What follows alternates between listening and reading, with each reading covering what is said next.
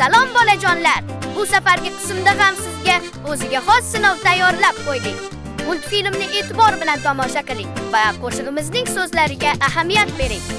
Chunki bugun siz qo'shiqda necha marotaba payshanba so'zi ishlatilganligini topishingiz kerak. To'g'ri javobni multfilm so'ngida aytaman. Omad!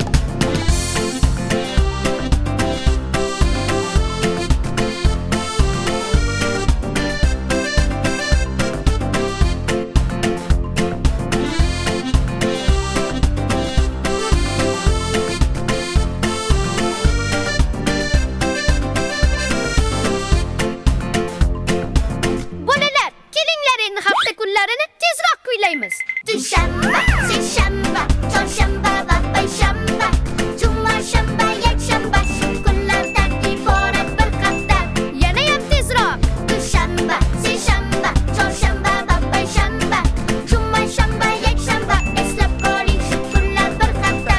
Yanada tezlashamiz. Dushanba, seshanba, chorshanba va payshanba, juma, shanba, yakshanba, shu kunlardan iborat bir hafta.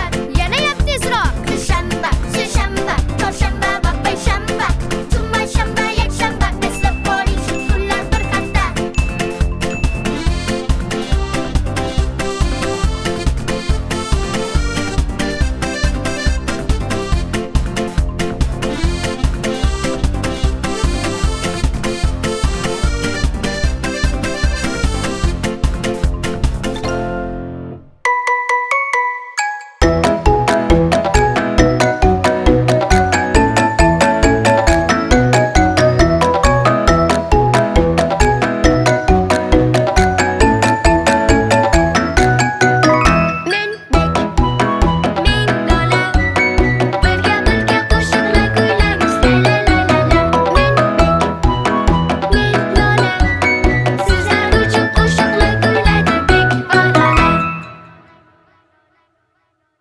Hey, multfilm sizga yoqdimi?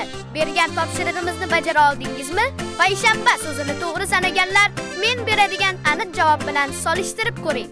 To'g'ri javob payshanba so'zi 9 marotaba ishlatildi. Topa olmaganlar multfilmni boshqatdan tomosha qilib, ahamiyatliroq bo'ling. To'g'ri topganlarni tabriklayman. Keyingi qismlarda ko'rishguncha